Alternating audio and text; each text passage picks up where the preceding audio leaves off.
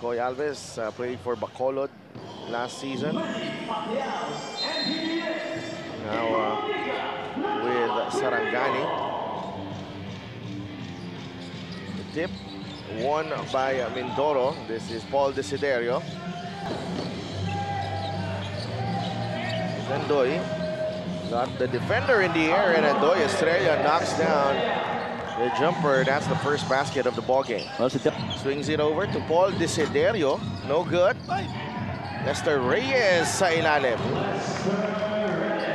Well, so much having Lester Reyes under. Sual from the corner. Yes. Oh yeah, nagsisimula na naman si Ryan Sual in that game in the first half. We talked about it. Puts the ball on the deck. Gives it up to Alves for the corner jumper. That's another basket para dito sa Sarangani. Back to you guys. Maraming salamat, Sid and Ryan Sual. Grabe yung kamay nito ni Ryan Sual. That's 2 3-pointers. Game, sa Delph, talagang composure ang nagdala sa kanila doon sa panalo. And Ryan Sual once again sa Delph, another 3. He's 3 out of 3 from that area right now. Here's Diputado. The hook shot is good. Not a lot of resistance on the side of Mindoro, Coach Mike. And it's Teodoro. Alves.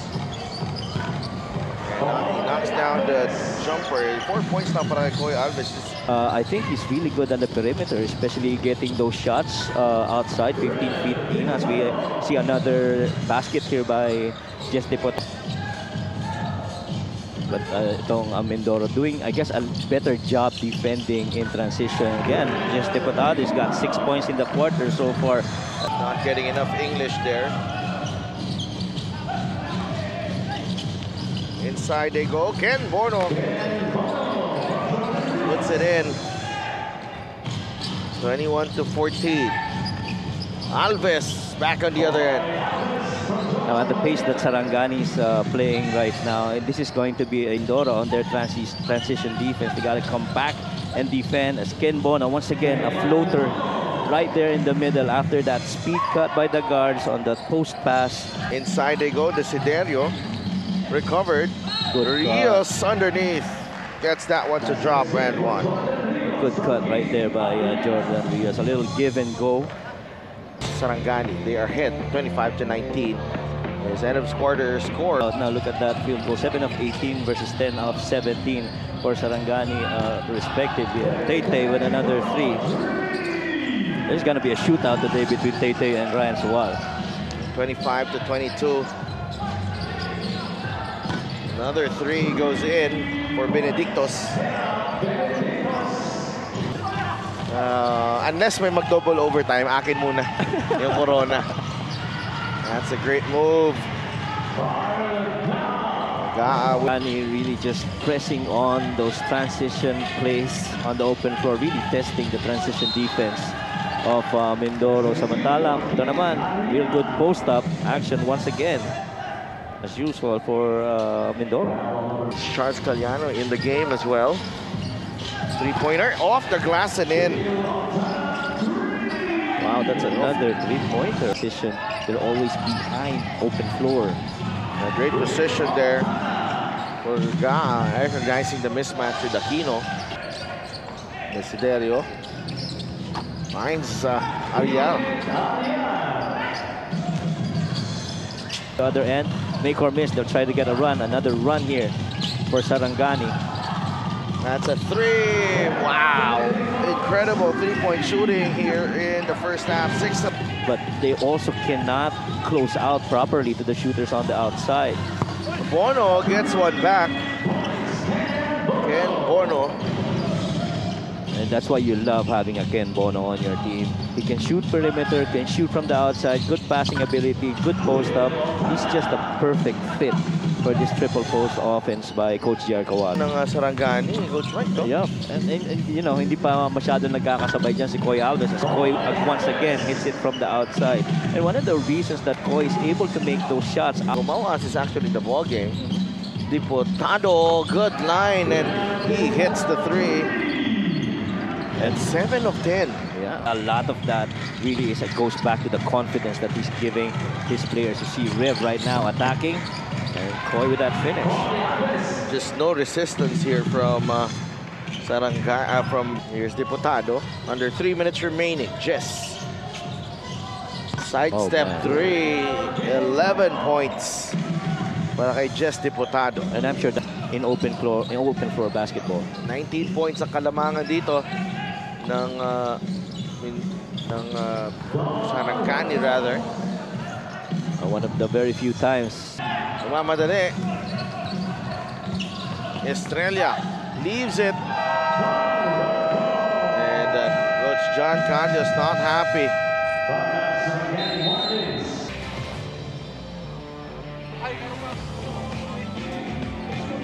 The big three of Tete, Paul Desiderio, and the Ken Bono, who scored 20 of the last 25 points in that win against Bicolanja. Right now, 40. Jeb Bulawan knocks down the 3. Good closeout by Rios, not enough.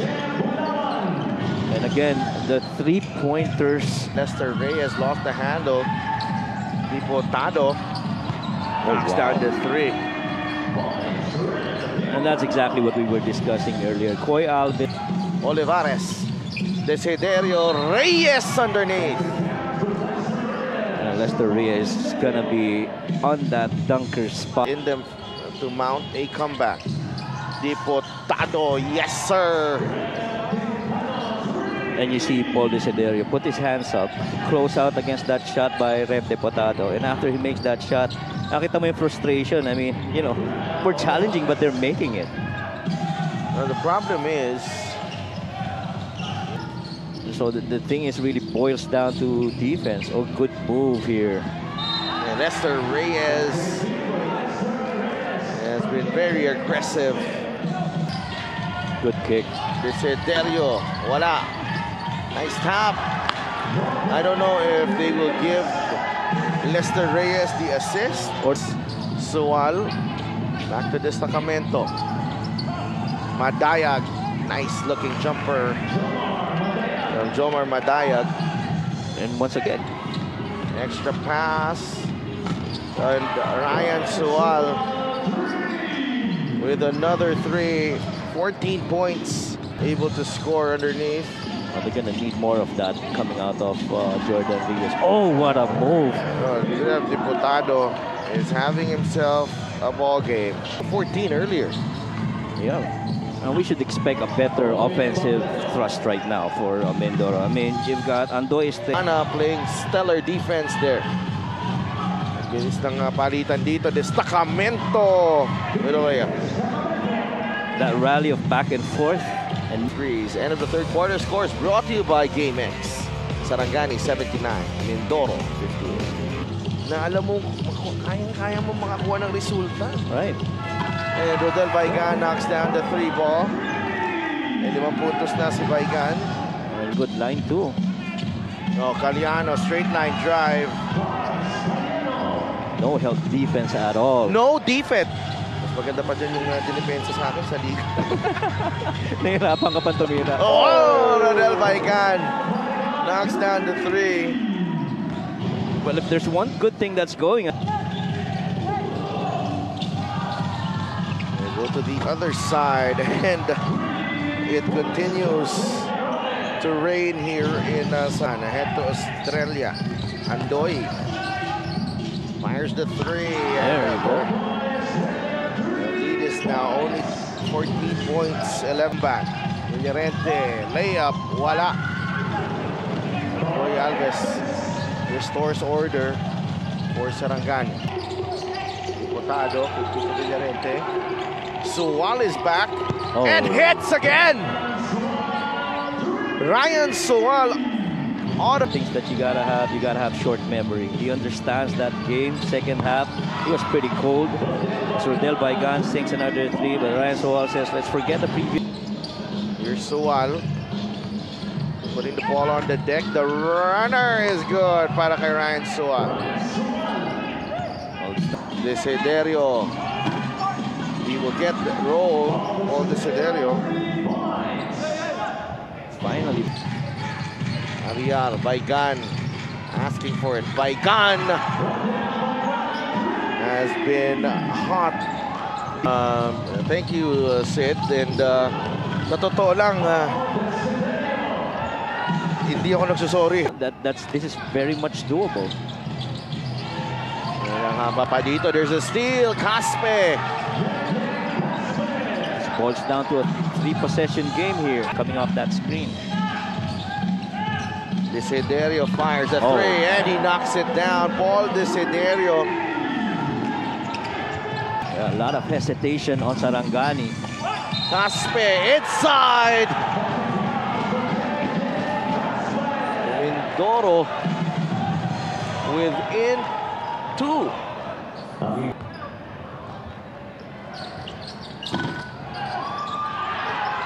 And we are tied at 91.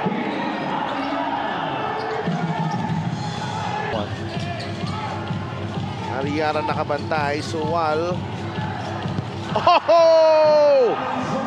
Ryan Sual. Ito.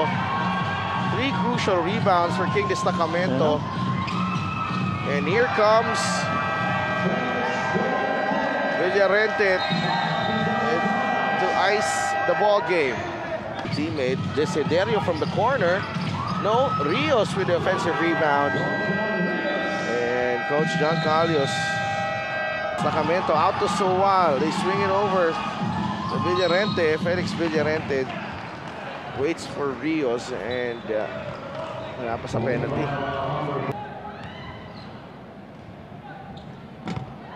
Villarente sinks the first. 2 for 2 quarters in that loss against Bataan.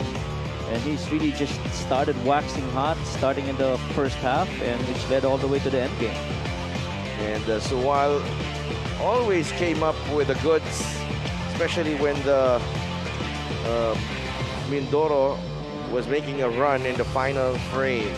Best player of the game is brought to you by Buenas.